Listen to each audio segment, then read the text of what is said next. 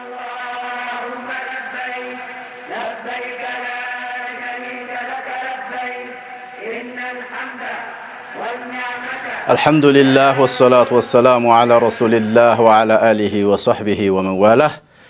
كبراننا كبرات حجاج بيت الله الكرام يتكبراتشو يا الله سبحانه وتعالى بيت يمتغوبنيو سوچ يوم الترويا ብለናል። يوم الترويا ማለት ምን ማለት ነው? يوم الترويا የሚለው ስያሜ የመጣው ቀደም ለሐጅ ሲመጡ በተለያዩ በፈረስ በግመል ይመጡ ስለነበረ ግመሎቻቸውን ለአረፋ ቀን ዝግጅት ለማድረግ 8ኛው ቀን ላይ በደንብ አድርገው አጠጥተው አጥግበው ይውሉ ስለነበረ يوم الترويا የሚል ስያሜ ተሰጥቶታል። በዚህን ቀን ምንድነው የምናደርገው? በዚህን ቀን የምናደርገው ነገር ከውጭ የመጡ ሰዎች ሙፍሪድ የሚሆኑ ሙተመቲዕ የሚሆኑ እንዲሁ ቃሪን የሚሆኑ ዑምራና ሐጅን አንድ ላይ ቃሪን እንለዋለን። ነይተው የገቡ ወይም ሐጅ ብቻ ነይተው የገቡ ሰዎች ሳይፈቱ ይቀጥላሉ። ዑምራቸውን ሰርተው መካ ላይ ይቆያሉ። ከዚያም ይሰነብታሉ። የየውመ ተርዊያ 8ኛው ቀን ወደ ሚና የሚወጡበት ቀን ነው።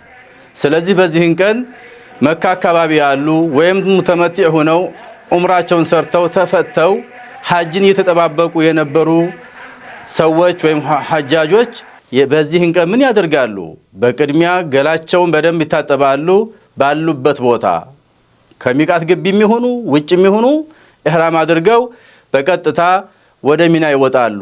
ሚና ይወጡና ጧት እንደነጋ ማለት ነው ያው ለበይክ اللهم ለበይክ ለበይክ ላ ሸሪከ ለከ ለበይክ ኢነል ሐምደ ወኒዕመተ ለከ ወልሙልክ ላ ሸሪከ ለክ የሚለውን በማለት ከዚያም ኢህራማቸውን ለበይክ اللهم ሐጀን ብለው ኢህራም የፈቱ ሰዎች ይወጣሉ። ቀጥታ ወጥተው ሚና ላይ ምን ያደርጋሉ?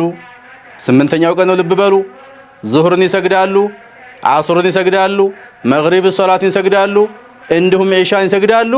ጧት ፈጅር እስከሚሰግዱ ድረስ ማለት ነው። ሁሉንም ሰዓት በየሰዓቱ ነው። ሁሉንም ሶላት በየሰዓቱ ነው የሚሰገደው። ዙህርን በዙህር ሰዓት ነው የሚሰገደው፣ ዓስርን በዓስር ወቅት ነው የሚሰገደው፣ መግሪብም እንደዛው፣ ኢሻም እንደዛው። ባይሆን 4 የነበሩ ሶላቶችን 2 ረካዓ አድርገው ነው የሚሰግዱት።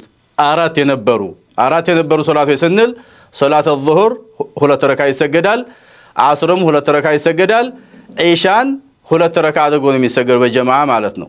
ሌሎች ሶላቶች መግሪብ በነበረችበት 3 የምትሰገደው፣ ፈጅርም 2 ናት፣ 2 ረካዓ ነው የሚሰገደው። ሁሉም ሶላቶች በሰዓታቸው ይሰገዳሉ። እንግዲህ 8ኛው ቀን እንደነገርኳችሁ እኒህን 5 አውቃት ሶላቶች ጧት ዙህር ከመድረሱ በፊት ወደ ሚና ወጥተው ዙህርንም እስከ ፈጅር ያሉ ሶላቶችን ሰግደው ፈጅር ላይ ከሰገዱ በኋላ ፀሐይ ብልጭ ብላ እስከምትወጣ ድረስ ከሚና አይለቁም።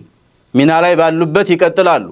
ሚና ላይ ፀሐይ ብልጭ ብላ በምትወጣበት ሰዓት ጉዞ ይቀጥላል። 9ኛው ቀን ተመልሰን እንመጣለን።